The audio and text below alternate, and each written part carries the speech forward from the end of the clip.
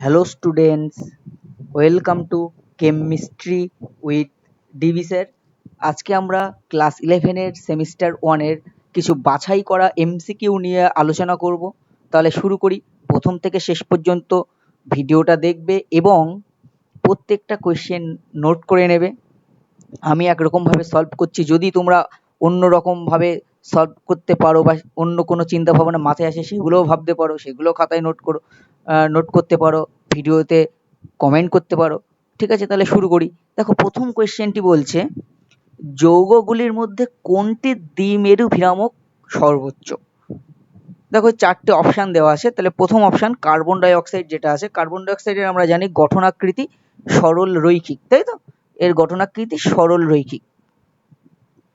sp hybridise সরল রৈখিক carbon die oxide, তাই তো? এরকম। তাহলে এই যে ইলেকট্রোনেগেটিভিটি অক্সিজেনের কার্বনের থেকে বেশি হয়, ফলে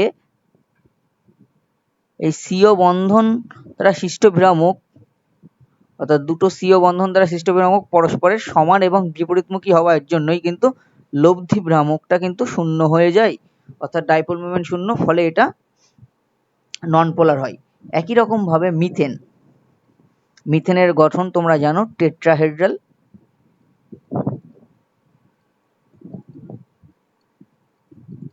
তাই তো? ইলেকট্রোনেগেটিভিটি কার্বনের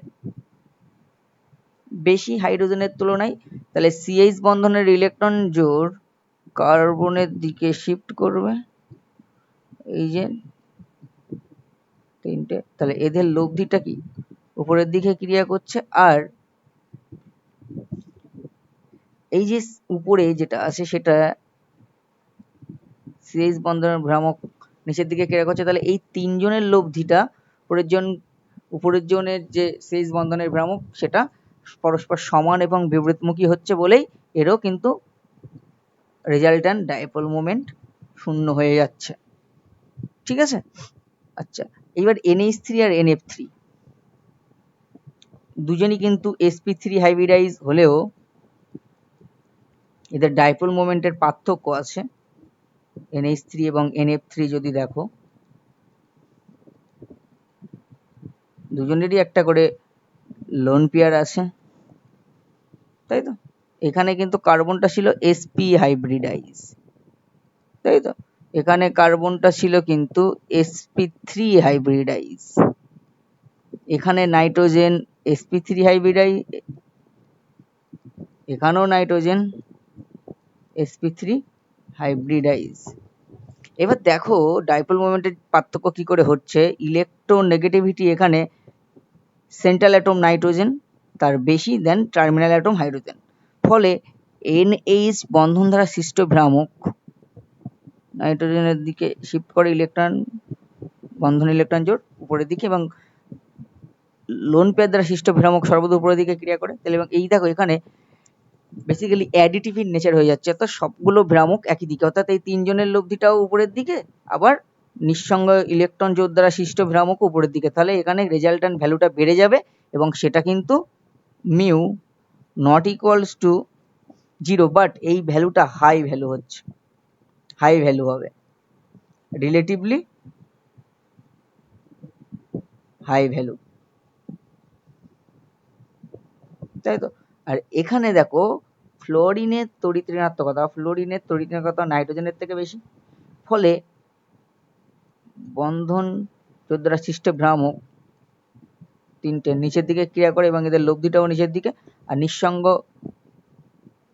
ইলেকট্রন জোড় দ্বারা সৃষ্ট ভ্রামক উপরের দিকে, ফলে এখানে দেখো একটু সাবস্ট্রাকটিভ ইন নেচার হয়, ফলে এখানে ডাইপোল মোমেন্ট ভ্যালুটা কমে যায়, যেহেতু দুটো বিপরীত দিকে ক্রিয়া করছে এবং সমমানের হলে শূন্য হয়ে যেত, কিন্তু দুটো আলাদা আলাদা মানের ভেক্টর বিপরীত দিকে ক্রিয়া করছে, ফলে সাবস্ট্রাকটিভ ইন নেচার, ফলে এটার ভ্যালুটা একটু কমে যায় এবং সেটা নট ইকুয়ালস টু 0, বাট এটা রিলেটিভলি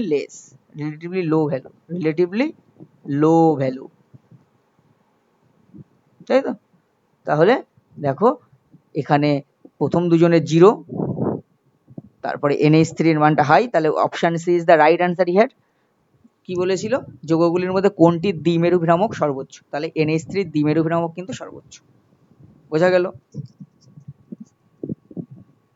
আচ্ছা, তারপরের কোশ্চেনটি দেখো, বলছে oxygen O2 minus O2 plus আর O2 মাইনাস এদের স্থায়িত্বের ক্রম। দেখো আমি একটু আগে বলে নিই, স্টেবিলিটি কিন্তু বন্ড অর্ডারের সাথে প্রপোর্শনাল। স্টেবিলিটি অর্থাৎ স্থায়িত্বটা, stability proportional to bond order, বন্ধন ক্রমের সাথে কিন্তু সমানুপাতিক। ঠিক আছে। আচ্ছা, তাহলে এখানে অক্সিজেন O2 এর যদি আমরা এমও ইলেকট্রনিক কনফিগারেশন লিখি, কে কে মানে sigma one S two sigma star one S two, এটা কে কে হিসেবে লিখতে পারি কারণ ইনার ইলেকট্রন। এবার ভ্যালেন্স ইলেকট্রন গুলো sigma 2s2 sigma star 2s2 sigma 2pz2, তাহলে কত হলো 10টা, পাই 2px2 পাই, এটা সমশক্তি সম্পন্ন। আমার এমও থিওরির যে এটা আছে লেকচারটা, ওটা দেখবে। সমশক্তি সম্পন্ন বলে একটা একটা করে থাকবে,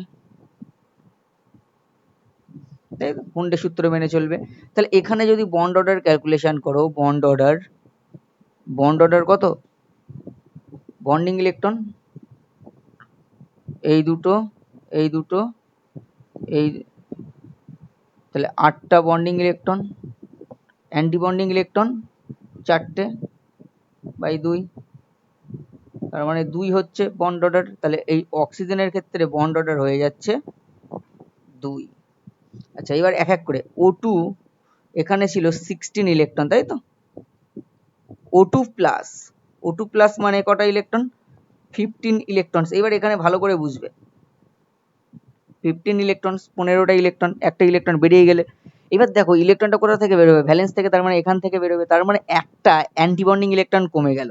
তাহলে বন্ড অর্ডার কত হবে, আমি আর ইলেকট্রন বিন্যাস আলাদা করে লিখছি না, জাস্ট ভিজুয়ালাইজ করে নাও এবং এই যে অক্সিজেনের ইলেকট্রন বিন্যাসটা থেকে দেখো এর বন্ড অর্ডার কত হবে সেটা বলার চেষ্টা করো। ইলেকট্রন বিন্যাসটা থেকে দেখা যাচ্ছে যে পাই স্টার 2p থেকে একটা ইলেকট্রন বেরিয়ে যাবে O2 প্লাসের ক্ষেত্রে, ফলে এখানে অ্যান্টিবন্ডিং ইলেকট্রনের সংখ্যা একটা কমে গেল, তাহলে 5/2 মানে 2.5, বন্ড অর্ডার কিন্তু বেড়ে গেল।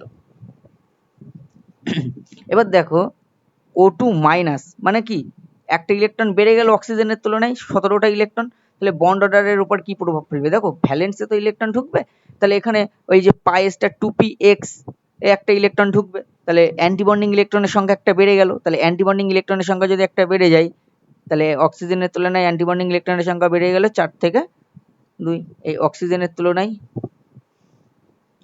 একটা অ্যান্টিবন্ডিং ইলেকট্রন বেড়ে গেল 3 বার, তার মানে 1.5। O2 2 মাইনাস, এটা 18 ইলেকট্রন সিস্টেম, 18টা, তাহলে বন্ড অর্ডার কত হচ্ছে,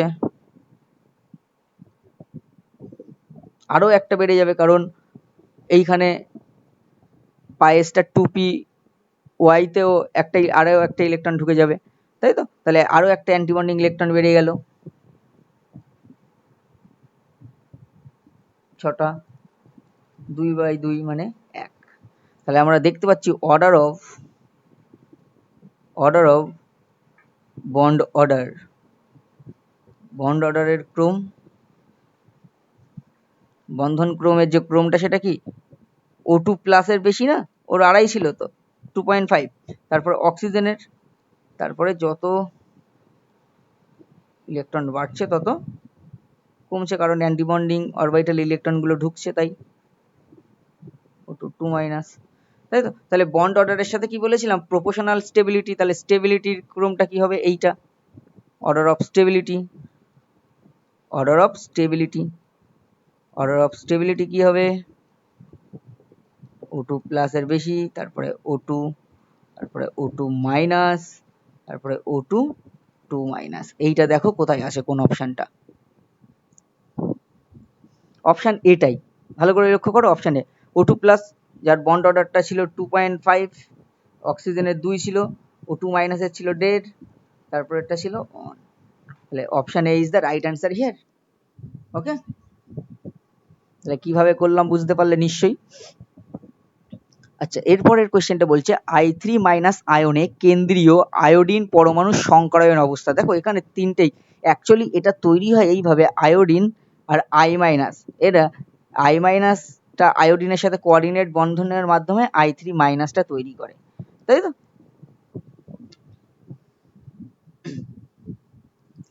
এবার দেখো আমরা একটু যদি বলি I3 মাইনাস আয়ন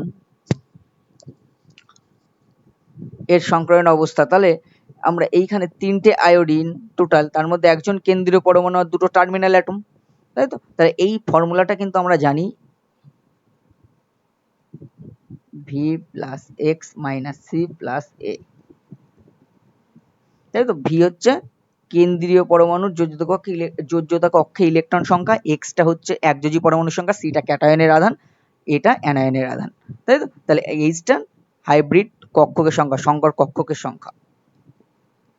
তাহলে আয়োডিন কেন্দ্রীয় পরমাণু, তাহলে এখানে আমি কি বললাম, একটা আয়োডিন হচ্ছে সেন্ট্রাল আর দুটো টার্মিনাল I3 এর মধ্যে, যেহেতু I3 মাইনাস, তাহলে একটা সেন্ট্রাল দুটো, এবং আয়োডিন একযোজী, তাই তো? তাহলে যে আয়োডিনটা সেন্ট্রাল, তার যোজ্যতা কক্ষে কটা ইলেকট্রন? 7টা।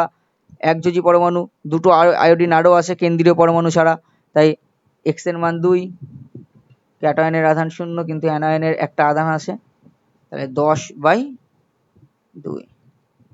10/2 মানে 5। 5 হলে কি হয়? sp3 D hybridization, sp3 D hybridization, এখানে iodine sp3 D hybridization. Option D is the right answer here. Option D কিন্তু এখানে রাইট আনসার। আচ্ছা, বলছে নিচের কোনটি পরাচুম্বকীয়, মানে পরাচুম্বকীয় নয়, তার মানে প্যারাম্যাগনেটিক নয়। দেখো আমি একটু ছোট্ট করে বলি, যারা হোমোনিউক্লিয়ার ডাইঅ্যাটমিক মলিকুল হয়, নিউক্লিয়ার ডাইঅ্যাটমিক মলিকুল, দেখো হোমোনিউক্লিয়ার ডাইঅ্যাটমিক মলিকুলের ক্ষেত্রে তুমি দেখতে পাবে অক্সিজেন ব্যতীত প্রায় সবাই, ঠিক আছে, কিন্তু ডায়াম্যাগনেটিক যদি যুগ্ম ইলেকট্রন থাকে, তাই তো? তাহলে হোমোনিউক্লিয়ার ডাইঅ্যাটমিক মলিকুলের ক্ষেত্রে বেশিরভাগ, যদি খুব ভুল না বলি, বেশিরভাগই, মানে যেহেতু যুগ্ম সংখ্যক ইলেকট্রন থাকে, সেই জন্য তারা ডায়াম্যাগনেটিক হয়ে যায় মলিকুলার স্টেটে থাকলে। তাহলে ধরো সাপোজ এখানে নাইট্রোজেন, আমরা জানি 14 ইলেকট্রন সিস্টেম, 14টা ইলেকট্রন থাকে, কিন্তু নাইট্রোজেন ডায়াম্যাগনেটিক। নাইট্রোজেন কি? ডায়াম্যাগনেটিক। আচ্ছা, oxygen O2 16 electron system, but oxygen paramagnetic. এটাই এমো থিওরি একমাত্র ব্যাখ্যা করতে পারে, এটা মলিকুলার স্টেটে আছে। এবার আয়ন যদি হয়ে যায়, মলিকুলার আয়ন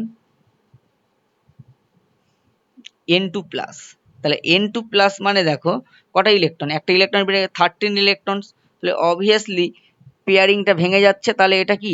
ডায়াম্যাগনেটিক হবে, অবভিয়াসলি এই প্যারাম্যাগনেটিক হবে, প্যারাম্যাগনেটিক হবে, কারণ পেয়ারিং অবস্থায় সবাই ছিল, 14টা ইলেকট্রন ছিল N2 তে, N2 প্লাস হলে একটা ইলেকট্রন বেড়ে গেল, তাহলে পেয়ারিং ভেঙে যাচ্ছে, তাহলে প্যারাম্যাগনেটিক হয়ে গেল N2 প্লাস। আচ্ছা, O2 এখানে কার কোনটা? O2 মাইনাস, তাহলে O2 মাইনাস মানে কি? 17 ইলেকট্রনস, তাহলে অবভিয়াসলি প্যারাম্যাগনেটিক, কারণ আমি একটু আগে একটা কোয়েশ্চেন করলাম, দেখো এখানে O2 মাইনাস, O2 মাইনাসের ক্ষেত্রে কি পরিস্থিতি হবে? দেখো এই যে পাই স্টার 2p1, ওইটা কিন্তু অযুগ্ম ইলেকট্রন হবে বেসিক্যালি, তাহলে ওই যে পাই স্টার 2p1, অর্থাৎ পাই স্টার 2py তে যে ইলেকট্রনটা আছে সেটা অযুগ্ম। যদি ইলেকট্রন বিন্যাস দেখো, তাহলে এটাও কিন্তু প্যারাম্যাগনেটিক। এবার হেটেরোনিউক্লিয়ার ডায়াটমিক মলিকুলের ক্ষেত্রে এমন ইলেকট্রন বিন্যাস না করেও বলে দেওয়া যায় ডাইরেক্টলি, হেটেরোনিউক্লিয়ার ডাইঅ্যাটমিক মলিকুল যদি হয়, তাহলে যুগ্ম electron, total number of electron যদি ইভেন হয়, তাহলে সেটা ডায়াম্যাগনেটিক হবে, আর যদি অড হয় তাহলে প্যারাম্যাগনেটিক হবে, টোটাল নাম্বার অফ ইলেকট্রন। হেটেরোনিউক্লিয়ার ডায়াটমিকের ক্ষেত্রে এটা এমও না করেও বলা যায়। তাও আমরা এখানে দেখি কি কি আছে। সিও আছে, তাহলে সিওর ক্ষেত্রে কার্বনের জন্য 6টা ইলেকট্রন, অক্সিজেনের জন্য 8টা, তাহলে 14 ইলেকট্রন সিস্টেম, তাহলে ইভেন, তাহলে এটা কি? ডায়াম্যাগনেটিক, অবশ্যই ডায়াম্যাগনেটিক। আচ্ছা, আর একটা কি আছে, এনও। এনোতে কটা ইলেকট্রন? নাইট্রোজেন 7, অক্সিজেন 8, 15 ইলেকট্রন, তাহলে অড। তাই তো, অড হলে কি হয়? প্যারাম্যাগনেটিক। আমরা বললাম টোটাল নাম্বার অফ ইলেকট্রন যদি হেটেরোনিউক্লিয়ার ডাইঅ্যাটমিক মলিকুলের ক্ষেত্রে প্যারাম্যাগনেটিক হয়ে যাচ্ছে, কারণ এটা অড নাম্বার অফ ইলেকট্রন আছে। অর্থাৎ হেটেরোনিউক্লিয়ার ডাইঅ্যাটমিক মলিকুলের ক্ষেত্রেই এমও না করেও তুমি যদি ইলেকট্রন কাউন্ট করো টোটাল, তাহলে টোটাল ইলেকট্রন যদি ইভেন হয় তাহলে ডায়াম্যাগনেটিক হয়ে যাবে, কারণ সবাই পেয়ার অবস্থায় আছে বলা যেতে পারে। আর যদি odd number of total electrons থাকে তাহলে সেটা প্যারাম্যাগনেটিক হবে, এটাই কিন্তু চান্স বেশি। তাহলে এখানে দেখো আমরা বলতে পারি যে এখানে কি কি পেলাম, N2 প্লাস O2 মাইনাস আর NO, এরা কি প্যারাম্যাগনেটিক, মানে পরাচুম্বকীয়, প্যারাম্যাগনেটিক। আর সিওটা ডায়াম্যাগনেটিক, তাই তো, সিওটা ডায়াম্যাগনেটিক, তাহলে এটা পরাচুম্বকীয় নয়। তার মানে option B is the right answer here. বলছে নিচের কোনটি পরাচুম্বকীয় নয়, তাহলে সিওটা পরাচুম্বকীয় নয়, প্যারাম্যাগনেটিক নয়। নেক্সট কোয়েশ্চেনে যাব, বলছে নিম্নলিখিত যৌগগুলির মধ্যে কোনটি ধ্রুবীয় নয়? দেখো আমরা যদি স্ট্রাকচার রাখি, আমরা জানি N2O এটার কিন্তু লিনিয়ার স্ট্রাকচার হয়, তোমরা জানো সবাই।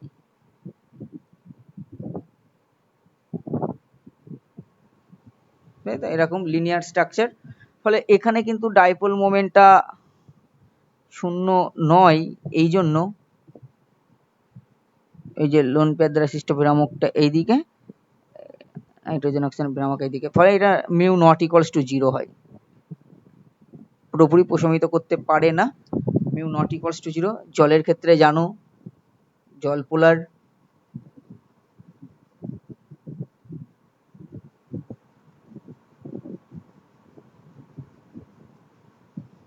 লোন পেয়ার দ্বারা সৃষ্ট ভ্রামক উপরের দিকে ক্রিয়া করে,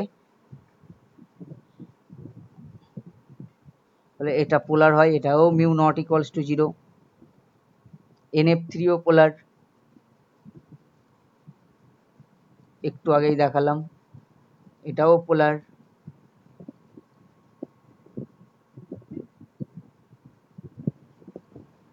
কম পোলার হয়, বাট পোলার তো, এটাও মিউ নট ইকুয়ালস টু 0। এবার যদি আমরা BF3 দেখি, BF3টা কিন্তু sp3 হাইব্রিডাইজ, তোমরা সবাই জানো। এটার গঠন ত্রিকোণীয় সমতলীয়। এখানে যেটা হয়, এইরূপ আকৃতি হওয়ার জন্য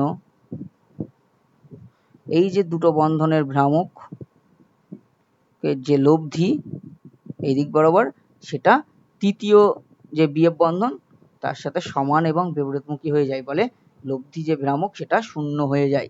তাহলে শূন্য হয়ে গেলে আমরা বলতে পারি BF3টা নন পোলার, কারণ ডাইপোল মোমেন্ট শূন্য, তাই তো, তাহলে অধ্রুবীয়। তাহলে এখানে কোন অপশনটা, option D is the right answer. ঠিক আছে, কোনটি ধ্রুবীয় নয়, তার মানে অধ্রুবীয় কোনটা বলতে চাইছে। তাহলে প্রথম তিনটে কিন্তু ধ্রুবীয়, আর BF3টা অধ্রুবীয়, ডাইপোল মোমেন্ট শূন্য হয়ে যাচ্ছে তাই। আচ্ছা, বলছে নিচের কোনটির ইলেকট্রন আসক্তি সর্বাধিক? এটা কিন্তু পর্যায় সারণী অর্থাৎ কেমিক্যাল পিরিওডিসিটি যে চ্যাপ্টারটা আছে সেটার থেকে, নিচের কোনটির ইলেকট্রন আসক্তি সর্বাধিক? Fluorine, oxygen, nitrogen, carbon. এখানে অপশনগুলো আছে, দেখো কার্বন, নাইট্রোজেন, অক্সিজেন, ফ্লোরিন, এরা কিন্তু গ্রুপ, আমরা যদি গ্রুপ 14, 15, 16, 17 দ্বিতীয় পর্যায়ের এলিমেন্ট, তাহলে আমরা জানি পর্যায় বরাবর যদি বাম দিক থেকে ডান দিকে যাই তাহলে ইলেকট্রন আসক্তি কি হয়? ইলেকট্রন আসক্তি বাড়ে, ইন জেনারেল যদি বলি ইলেকট্রন আসক্তি বৃদ্ধি পায়, তাই না? তার কারণটা হচ্ছে কি, এফেক্টিভ আকার ছোট হচ্ছে, এফেক্টিভ নিউক্লিয়ার চার্জ বাড়ছে, ইলেকট্রনকে গ্রহণ করার প্রবণতা বাড়ছে। আর একটা কারণ সেটা হচ্ছে ফ্লোরিন যদি একটা ইলেকট্রন নিতে পারে, কারণ ফ্লোরিন একটা ইলেকট্রন নিলেই সে নিয়নের মতো ইলেকট্রন বিন্যাস পেয়ে যাবে এবং স্টেবিলিটি পাবে, তাই তো, সেটাও একটা কারণ। সেই জন্য এখানে কিন্তু ফ্লোরিনের ইলেকট্রন আসক্তি সর্বাধিক। সর্বাধিক, আর মনে রাখবে পৃথিবীতে সর্বাধিক, এটা এনবি দিয়ে মনে রাখবে, সর্বাধিক ইলেকট্রন আসক্তি বিশিষ্ট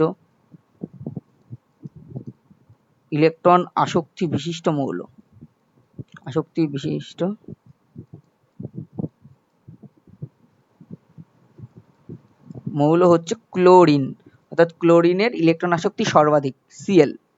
ঠিক আছে, আর এইখানে যে চারটে দেওয়া আছে তার মধ্যে ফ্লোরিনের বেশি, ফ্লোরিনের থেকে আবার ক্লোরিনের বেশি হয়, তারও একটা কারণ আছে, সেটা হচ্ছে ক্লোরিনের আকার একটু বড় হয়, ওখানে 3p অরবিটাল থাকে, আর ফ্লোরিনের 2p অরবিটাল থাকে। ওই ইন্টার ইলেকট্রনিক রিপালশনটা ফ্লোরিনের ক্ষেত্রে বেশি, কিন্তু ক্লোরিনের ক্ষেত্রে একটু সাইজ বড় হওয়ার জন্য ইন্টার ইলেকট্রনিক রিপালশনটা কম হয়। ঠিক আছে, এইগুলো তা যা হোক। আচ্ছা, এবার ব্যাসার্ধের ক্রম হিসেবে নিচের কোনটি সঠিক? আচ্ছা, এই ধরনের কোয়েশ্চেন করলে আইসো ইলেকট্রনিক স্পিসিস হলে মনে রাখবে Z/E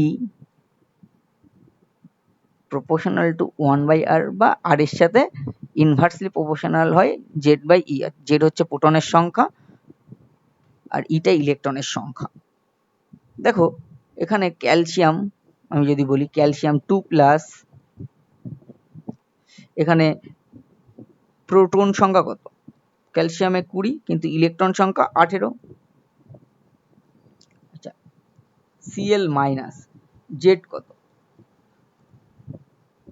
17, ইলেকট্রন কত? 18। S2-, Z কত? 16, ইলেকট্রন কত? 18। তাহলে Z/E এর মানটা, Z/E যদি আমি মান বলি তাহলে কার ক্ষেত্রে বেশি? ক্যালসিয়াম 2+ এর ক্ষেত্রে বেশি, তারপরে Cl-, তারপরে S2-।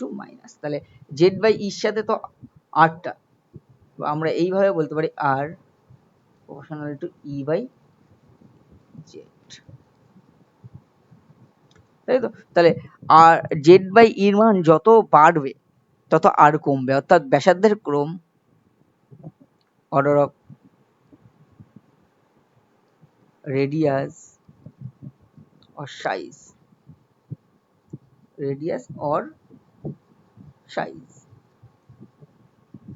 ক্যালসিয়াম 2+ এর থেকে Cl- এর বেশি হবে, তার থেকে S2- এর বেশি হবে। তাই তো? তাহলে এখানে দেখো কোন অপশনটা, option D is the right answer here, option D. তাই তো? এটা তাহলে এটা কার সাথে মিলছে? রেডিয়াস বা সাইজটা কিন্তু ব্যাসার্ধ। Option D is the right answer here. আচ্ছা, তারপরে next question, calcium oxide, magnesium oxide, zinc oxide, copper oxide, এদের ক্ষারকীয়তার ক্রম। দেখো এই অক্সাইডগুলোর মধ্যে ধাতুর ধাতব ধর্ম বাড়লে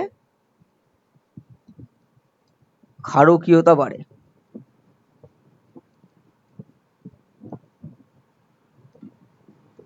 ক্ষারকীয়তা বাড়ে, এটা কিন্তু মাথায় রাখতে হবে। ধাতব ধর্ম যত বেশি হবে, দেখো আমরা যদি দেখি গ্রুপ 2তে কিন্তু ম্যাগনেসিয়ামের নিচেই কিন্তু ক্যালসিয়াম আছে, অর্থাৎ উপর থেকে নিচে নামলে কি হয়? ধাতব ধর্ম বৃদ্ধি পায়। ধাতব ধর্ম কোন একটা গ্রুপের উপর থেকে নিচে নামলে ধাতব ধর্ম বৃদ্ধি পায়। তাই তো? তাহলে ম্যাগনেসিয়াম থেকে ক্যালসিয়ামের ধাতব ধর্ম বৃদ্ধি পাচ্ছে, তাহলে ক্ষারকীয়তা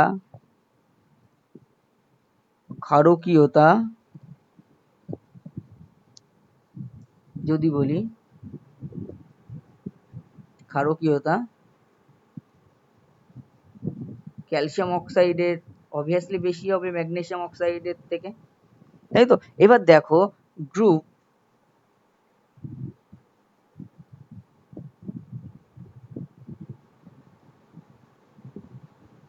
ইলেভেন আর গ্রুপ 12-এ কিন্তু কপার আর জিঙ্ক আছে। এবার দেখো একটা জিনিস এখানে, এরা এই যে ক্ষারীয় মৃত্তিকা ধাতুগুলো অনেক বাম দিকে উপস্থিত, সেই জন্য এদের ধাতব ধর্ম বেশি, কারণ আমরা জানি পর্যায় বরাবর বাম দিক থেকে ডান দিকে গেলে ধাতব ধর্ম কমে যায়। তাই তো? তাহলে এই গ্রুপ টুর যে এলিমেন্টগুলো তাদের ধাতব ধর্ম অনেক বেশি, কপার জিঙ্কের তুলনায় তাদের ধাতব ধর্ম বেশি। তাহলে ম্যাগনেসিয়াম বা ক্যালসিয়াম এদের দুজনের কিন্তু কপার এবং জিঙ্কের থেকে ধাতব ধর্ম বেশি, তাদের এদের দুজনের ক্ষারকীয়তা কপার জিঙ্কের থেকে বেশি। এবার এখন দেখতে হবে কপার আর জিঙ্কের মধ্যে অর্ডারটা কেমন। আমরা যদি রেডিয়াস বলি, রেডিয়াস বা সাইজ যদি বলি, তাহলে কপারের থেকে কিন্তু জিঙ্কের বেশি হয়। ফলে ধাতব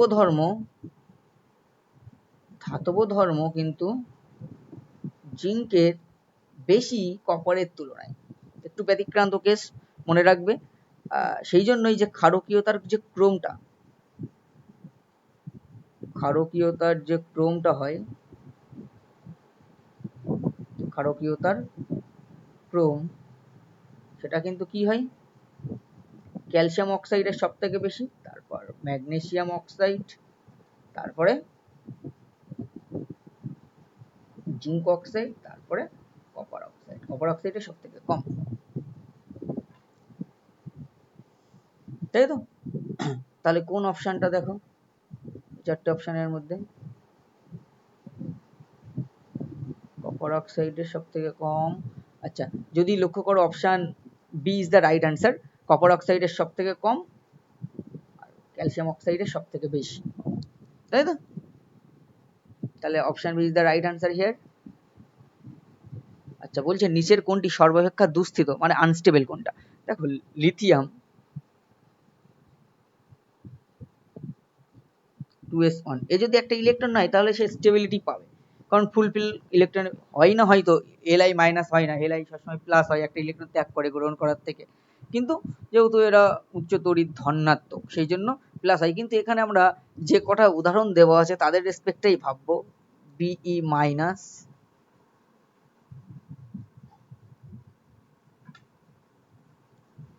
বোরন 1:2s2 2p1, আর একটা কি আছে, কার্বন 1:2s2 2p2। দেখো এখানে লিথিয়াম যদি একটা ইলেকট্রন নেয় তাহলে স্টেবিলিটি পাবে, স্টেবল ইলেকট্রন বিন্যাস হবে, তাই তো? লিথিয়াম মাইনাস মানে 1:2s2। বেরিলিয়াম মাইনাস মানে দেখো এই যে এ অলরেডি স্টেবল ছিল, তাহলে এটা স্টেবিলিটিটাকে লস্ট করতে হবে, তাহলে এইটা কিন্তু হতে চাইবে না, স্টেবিলিটি লস্ট করে কিছু হওয়া, তাই তো? তাহলে প্রথমেই কিন্তু এইটাই আনস্টেবল, কারণ বেরিলিয়াম সেলফ স্টেবল ছিল, সেখানে একটা ইলেকট্রন দিলে 1:2s2 2p অন হয়ে যাচ্ছে, সেটা আনস্টেবল কেস। তাহলে এখানে কিন্তু সর্বাপেক্ষা দুস্থিত হচ্ছে বিই মাইনাস, ঠিক আছে? আচ্ছা, তারপরে বলছে দেখো অ্যাটমিক স্ট্রাকচারের একটা কোয়েশ্চেন। অ্যাটমিক স্ট্রাকচার, ক্লোরিন পরমাণুর সর্বাধিক কতগুলি ইলেকট্রন n+l=3 সম্পর্কটি মেনে চলে? 3, 8, 10, 16। আগে ক্লোরিনের যদি আমরা ইলেকট্রন বিন্যাসটা লিখি, chlorine 17, 1s2 2s2 2p6 3s2 3p5। আচ্ছা, এবার আমার দেখতে হবে n+l এর মান 3 কি রকম ভাবে, কত রকম ভাবে হতে পারে। দেখো, n এর মান যদি 2 হয় আর l এর মান যদি 1 হয় তাহলে 3 হয়। আবার এর মান যদি n এর মান যদি 3 হয় আর l এর মান যদি 0 হয় তাহলেও 3 হয়। তাহলে এই রকম দু রকম ভাবেই কিন্তু হতে পারে, তাই তো? তাছাড়া সম্ভব না, একটু ভাবনা চিন্তা করে দেখো। তাহলে দেখো, এই n এর মান 2, l এর মান 1, সেটা নির্দেশ করে 2p উপকক্ষ, আর n এর মান 3, l এর মান 0, সেটা নির্দেশ করে 3s।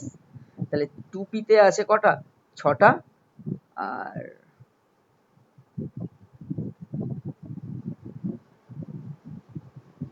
2p তে কটা ইলেকট্রন আছে, 6টা, তাই তো?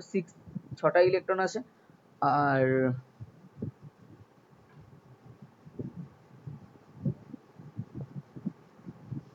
আর কি 3s, 3s এ কটা, দুটো, 3s2 আছে, তাই তো? তার মানে 3s এ দুটো, তাহলে টোটাল কটা ইলেকট্রন, 6 + 2। এই যে 8টা ইলেকট্রনের ক্ষেত্রে n+l 3 হচ্ছে। তাই তো? তাহলে সর্বাধিক কতগুলি ইলেকট্রন n+l = 3 সম্পর্কটি মেনে চলে, সেটা 8। Option B is the right answer here.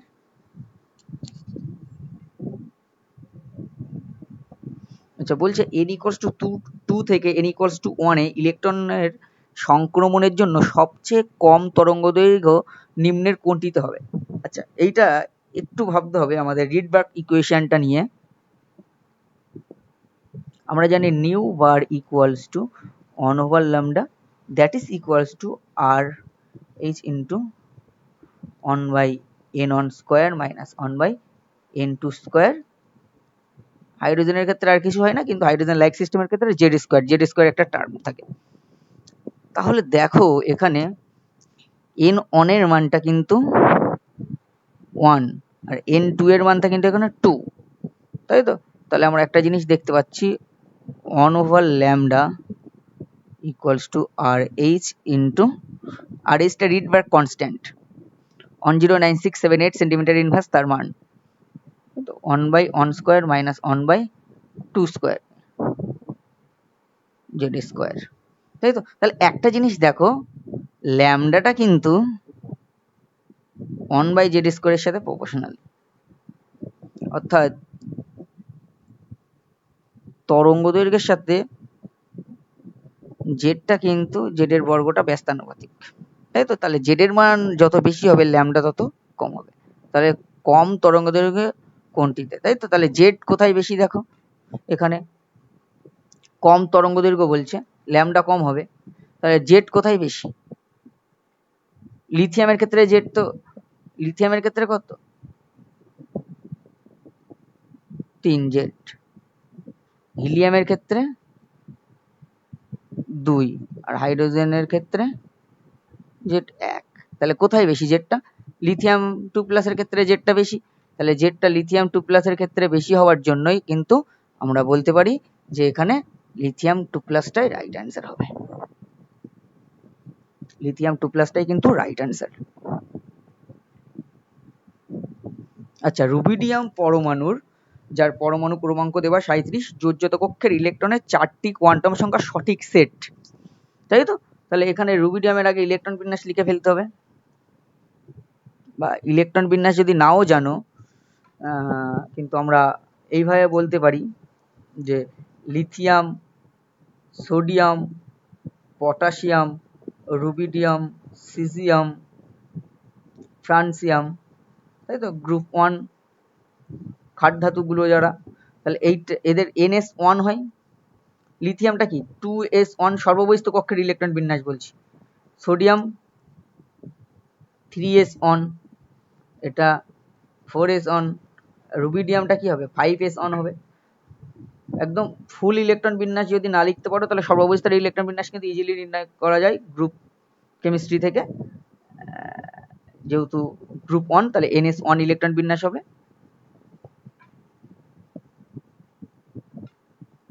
তাই তো? তাহলে রুবিডিয়ামের ক্ষেত্রে সর্বশেষ যে ইলেকট্রনটা সেটা হচ্ছে 5s। তাহলে 5s এর যে ইলেকট্রনটা থাকে সেটা সর্ববহিস্থ কক্ষের ইলেকট্রন রুবিডিয়ামের ক্ষেত্রে। তাহলে বলেছে যোজ্যতা ইলেকট্রন মানে সর্বশেষ ইলেকট্রন যেটা, তাই তো? তাহলে 5s ইলেকট্রনটা, এই যে ইলেকট্রনটা 5s এ যে ইলেকট্রনটা আছে, তাই তো? 5s এ যে ইলেকট্রনটা আছে, তাহলে 5s মানে কি n এর মান 5, s উপকক্ষ আমরা জানি, l এর মান 1 2 3, s p d f। তাহলে এখানে s মানে 0, p মানে 1, l এর মান, তাহলে এখানে যেহেতু s 5s তাহলে s উপকক্ষ, তাহলে l এর মান কত 0। l এর মান 0 হওয়ার জন্য m এর মান কি হয় 0 হবে। কেন কি? কারণ l এর যে কোনো মানের জন্য m এর মান -l to +l পর্যন্ত ভ্যালু হয় এক একক গ্যাপে গ্যাপে। আর s এর মান কি প্লাস হাফ মাইনাস হাফ হতে পারে, plus half or minus half. যেহেতু এখানে একটাই ইলেকট্রন তাহলে আমরা প্লাস হাফটাই কনসিডার করি, তাহলে বলতে পারি 5 0 0 প্লাস হাফ, তাই তো? তাহলে এখানে কিন্তু কোন অপশনটা হচ্ছে দেখো, option A is the right answer here. Option এটাই কিন্তু রাইট আনসার, অর্থাৎ রুবিডিয়াম পরমাণুর যোজ্যতা কক্ষের যোজ্যতা কক্ষের ইলেকট্রনের 4টি কোয়ান্টাম সংখ্যার সঠিক সেট 5 0 0 প্লাস হাফ। ওকে, আচ্ছা এবার বলছে উত্তেজিত অবস্থায় হাইড্রোজেন পরমাণুতে সম্ভাব্য শক্তির মান। আমরা কিন্তু জানি for hydrogen atom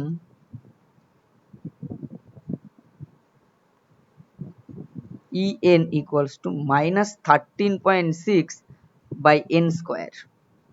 R hydrogen লাইকের ক্ষেত্রে একটা জেড স্কোয়ার টার্ম থাকে 13.6 into Z square by N square eV. এটা কিন্তু ইভি পার অ্যাটমের জন্য, এটা তাই তো, এক একটা অ্যাটমের জন্য, প্রতিটি অ্যাটমের জন্য। কি বললাম, যদি হাইড্রোজেন লাইক হতো তাহলে -13.6 into Z square by N square eV হতো। আর এখানে হাইড্রোজেন অ্যাটম বলে জেড এর মান 1, তাই En ইকুয়ালস টু -13। তাহলে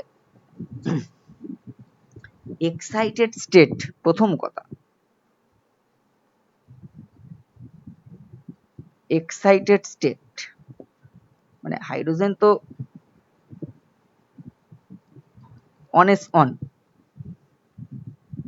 তাহলে n ইকুয়ালস টু 1 এ আছে, তাহলে n ইকুয়ালস টু k থেকে l এ যেতে পারে ইলেকট্রন এক্সাইটেড স্টেটে। তাহলে k তে একটা, আমি এইভাবে k তে একটা, তাহলে এখানে কি হতে পারে, এক্সাইটেড স্টেটে l এ একটা চলে যেতে পারে।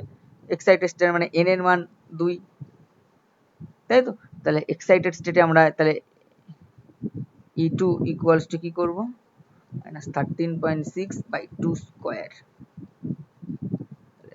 13.6 বাই 4, 3 এর 4 12, 3 এর একটু বেশি, তাহলে -3.4।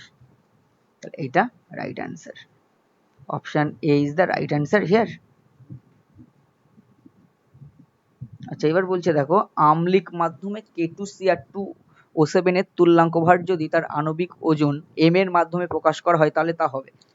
এই ধরনের ক্ষেত্রে আমরা জানি K2Cr2O7 তীব্র জারক,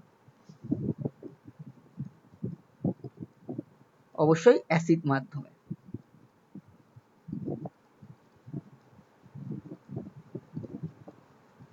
তাই তো, তাহলে অ্যাসিড মাধ্যমে কি করে সেটা যদি আমরা আয়নীয় আকারে লিখে ফেলি তাহলে এইরকম হয়। এই যে যারা তীব্র জারক হয় তাদের তুল্যাঙ্ক ভর কি করে বের করতে হয়, তাদের তুল্যাঙ্ক ভর বের করতে হয় আণবিক ভরকে ওই গৃহীত ইলেকট্রন দিয়ে ভাগ করতে হয়। আণবিক ভরকে যদি আমরা গৃহীত ইলেকট্রন দিয়ে ভাগ করে দিই তাহলে তাদের আমরা তুল্যাঙ্ক ভর পেয়ে যাই। তাহলে এখানে আমরা আগে যে বিক্রিয়াটা করে সেই বিক্রিয়াটা লিখে ফেলবো। আম্লিক মাধ্যমে ক্রোমিয়াম 3+ পরিণত হয়। এবার এটাকে একটু ব্যালেন্স, দেখো ব্যালেন্সটা শিখে নাও, একদম সিম্পল। প্রথমে পরমাণুর সংখ্যা সমান করতে হবে। দেখো ক্রোমিয়াম বাম দিকে 2টো, ডান দিকে একটা, তাহলে 2 দিয়ে গুণ করে দিলাম। এরপরে দেখো যেদিকে অতিরিক্ত অক্সিজেন থাকবে তার বিপরীত দিকে ততগুলো জল, তাহলে বাম দিকে 7টা অতিরিক্ত অক্সিজেন আছে, তাহলে 7 অণু জল ডান দিকে দিলাম। যেই 7 অণু জল ডান দিকে দেবো তার দ্বিগুণ সংখ্যক হাইড্রোজেন মানে H+ আয়ন আমরা, তাহলে 14টা H+ আয়ন এতে আমরা দেবো বাম দিকে। এরপরে দেখো পরমাণুর সংখ্যা ব্যালেন্স হয়ে গেছে এখানে, কিন্তু এখানে একটা জিনিস ব্যালেন্স হয়নি, সেটা হচ্ছে আধান। তাহলে আধানটা ব্যালেন্স করতে হবে। দেখো বাম দিকে টোটাল -2 আর 14টা প্লাস, মানে 12টা প্লাস চার্জ আছে, আর ডান দিকে আছে 6টা প্লাস চার্জ। তাহলে বাম দিকে আমরা দেখতে পাচ্ছি 6টা পজিটিভ চার্জ এক্সট্রা আছে, সেই 6টা পজিটিভ চার্জকে আমরা নিউট্রালাইজ করতে পারি 6টা ইলেকট্রন যোগ করে, তাহলে 6 ইলেকট্রন। তাহলে এখানে কিন্তু 6টা ইলেকট্রন কিন্তু এ গ্রহণ করছে, অর্থাৎ গৃহীত ইলেকট্রনের পরিমাণটা কি 6 অ্যাসিড মাধ্যমে আমরা দেখতে পাচ্ছি। তাহলে আমরা ইকুইভ্যালেন্ট ওয়েট অফ K2Cr2O7 বলতে পারি কি, m অফ K2Cr2O7 আণবিক ভর বাই গৃহীত ইলেকট্রনের সংখ্যা, জারক বলে তাদের গৃহীত ইলেকট্রন সংখ্যা হয়। তাহলে ই কত আসছে এখানে m, যেহেতু এই K2Cr2O7 এর এখানে আণবিক ওজনটা m বলা হয়েছে, m/6। দেখো তাহলে m/6, option C is the right answer here. আজকে লাস্ট কোয়েশ্চেন বেসিক কেমিস্ট্রি থেকে, একদম কোয়েশ্চেনটা বলছে 1 মিলিমোল মিথেনে মোট ইলেকট্রনের সংখ্যা। 1 মিলিমোল মিথেনে মোট ইলেকট্রনের সংখ্যা। দেখো একটা মিথেন অণু, একটি মিথেন অণু যদি আমরা বলি, একটি মিথেন অণু মানে কটা ইলেকট্রন? CH4, তাই তো? তাহলে কার্বনের একটি মিথেন অণু মানে বোঝাচ্ছে কার্বনের জন্য 4টে, কার্বনের জন্য 6টা আর 4টে হাইড্রোজেন, একটা একটা করে 4, তাহলে টোটাল 10 ইলেকট্রনস, তাই তো? তাহলে একটা মিথেন অণুতে 10টি ইলেকট্রন থাকে।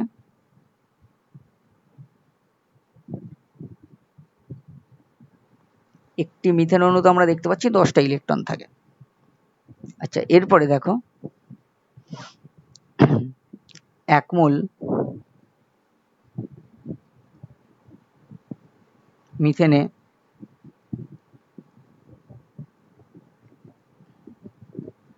অণুর সংখ্যা